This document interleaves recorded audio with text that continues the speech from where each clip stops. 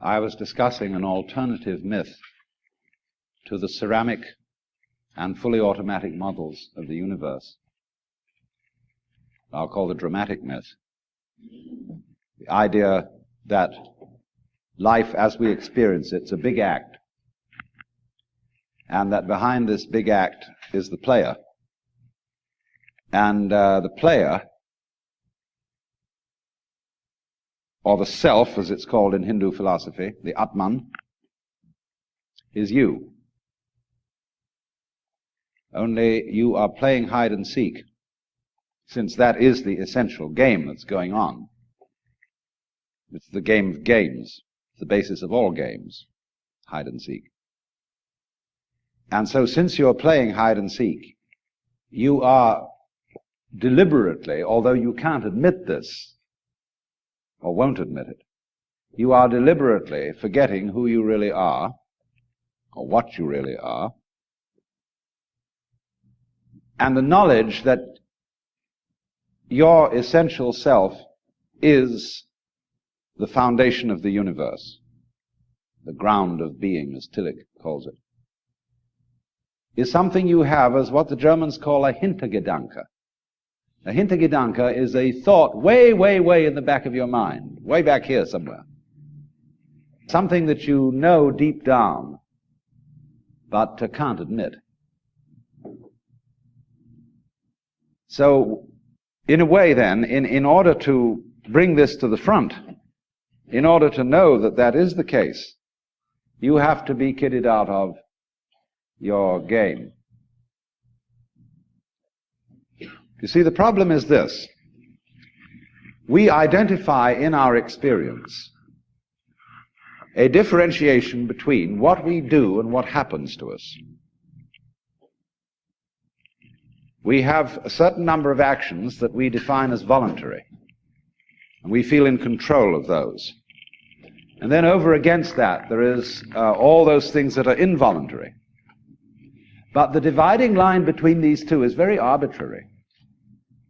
Because, for example, when you move your hand, you feel that you decide whether to open it or to close it. But then ask yourself, how do you decide? When you decide to open your hand, do you first decide to decide? You don't, do you? You just decide, and how do you do that? And if you don't know how you do it, is it voluntary or involuntary?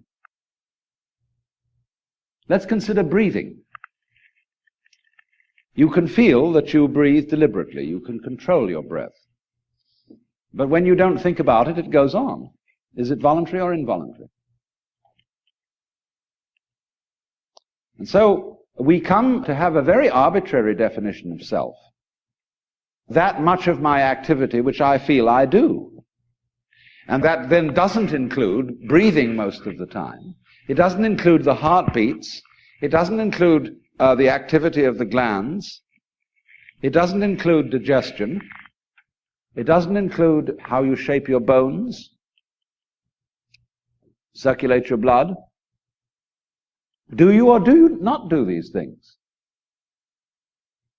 Now, if you get with yourself and you find out that you are all of yourself, a very strange thing happens. You find that your body knows that you are one with the universe. In other words, that the so-called involuntary circulation of your blood is one continuous process with the stars shining. If you find out that it's you who circulates your blood, you will at the same moment find out that you are shining the sun. Because your physical organism is one continuous process with everything else that's going on. Just as the waves are continuous with the ocean, your body is continuous with the total energy system of the cosmos. And it's all you. Only you're playing the game that you're only this bit of it. But as I tried to explain, there are in physical reality no such things as separate events. So then, remember also when I tried to work towards a definition of omnipotence. Omnipotence is not knowing how everything is done. It's just doing it. You don't have to translate it into language. Look, supposing when you got up in the morning, you had to switch your brain on. And you had to think and do as a deliberate process, waking up all the circuits that you need for active life during the day. Why, you'd never get done. Because you have to do all those things at once. How can a centipede control 100 legs at once? Because it doesn't think about it. And so in the same way, you are unconsciously performing all the various activities of your organism. Only unconsciously isn't a good word, because it sounds sort of dead. Superconsciously would be better. Give it a plus rather than a minus. Because what consciousness is simply a sort of specialized form of awareness. When you look around the room, you are conscious of as much as you can notice. And you see an enormous number of things which you don't notice. If, for example, I look at a girl here and somebody asks me later, what was she wearing? I may not know, although I've seen, because I didn't attend. But I was aware, you see.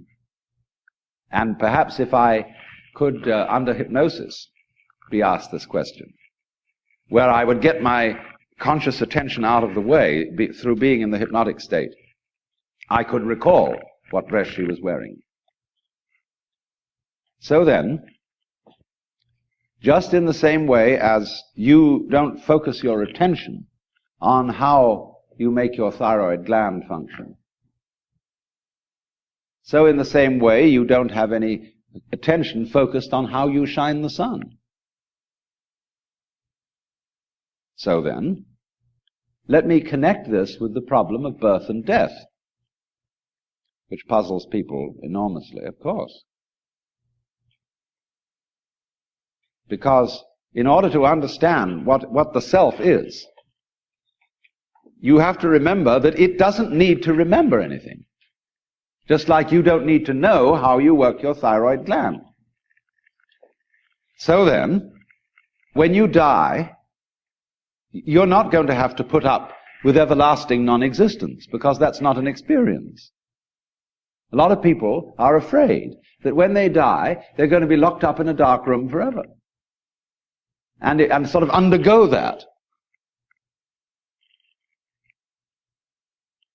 But one of the most interesting things in the world, this is a yoga, this is a way of realization.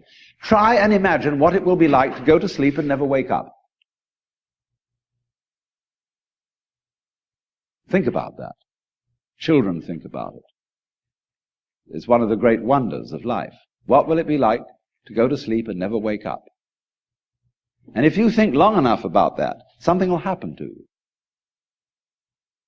You will find out, among other things, that it'll pose the next question to you. What was it like to wake up after having never gone to sleep? That was when you were born. You see, you can't have an experience of nothing. Nature abhors a vacuum. So after you're dead, the only thing that can happen is the same experience, or the same sort of experience as when you were born. In other words, we all know very well that after people die, other people are born. And they're all you. Only you can only experience it one at a time. Everybody is I. You all know you are you.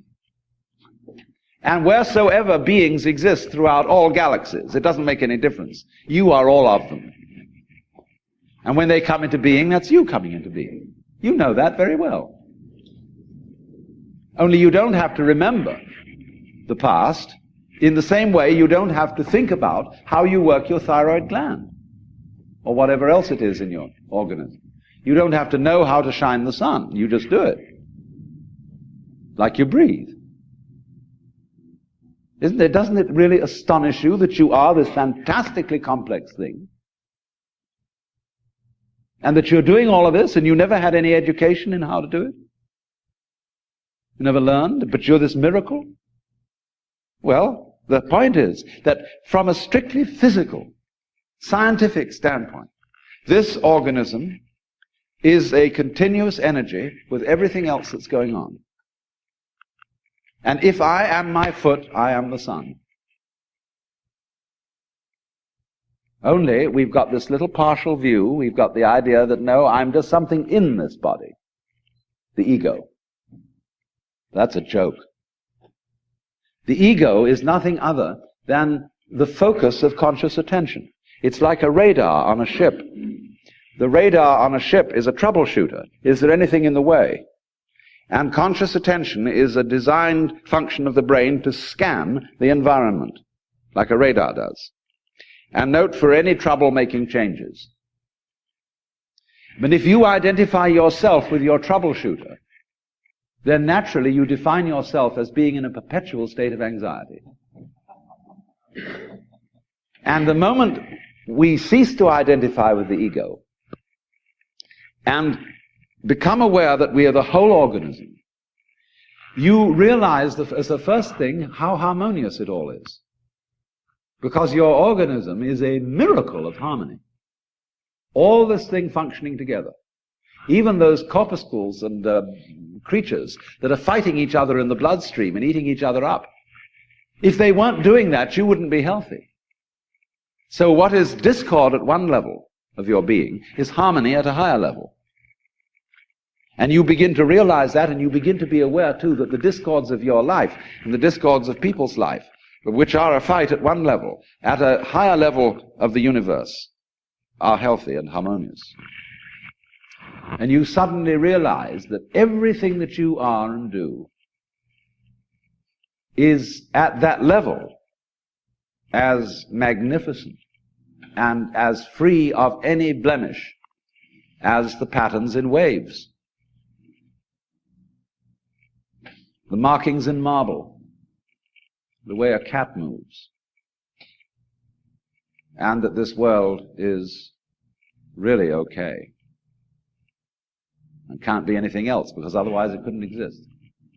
But the reality underneath physical existence, or which really is physical existence, because in my philosophy there's no difference between the physical and the spiritual. These are absolutely out-of-date categories. It's all process. It isn't stuff on the one hand and form on the other. It is pattern. Life is pattern. It is a dance of energy. So I will never invoke spooky knowledge. That is to say that I've had a private revelation, or that I have sensory vibrations going on a plane which you don't have. Everything is standing right out in the open. And it's just a question of how you look at it. So you do discover, when you realize this, the most extraordinary thing to me that I never cease to be flabbergasted at whenever it happens to me. Some people will use a symbolism of the relationship of God to the universe, wherein God is, say, brilliant light, only somehow veiled, hiding underneath all these forms that you see as you look around you. So far, so good. But the truth is funnier than that. It is that you are looking right at the brilliant light now, that the experience you are having, which you call ordinary everyday consciousness, pretending you're not it, that experience is exactly the same thing as it. There's no difference at all. And when you find that out, you laugh yourself silly. That's the great discovery. In other words, when you really start to see things, and you look at an old paper cup, and you go into the nature of what it is to see, what vision is, or what smell is, or what touch is, you realize that that vision of the paper cup is the brilliant light of the cosmos. Nothing could be brighter. 10,000 suns couldn't be brighter.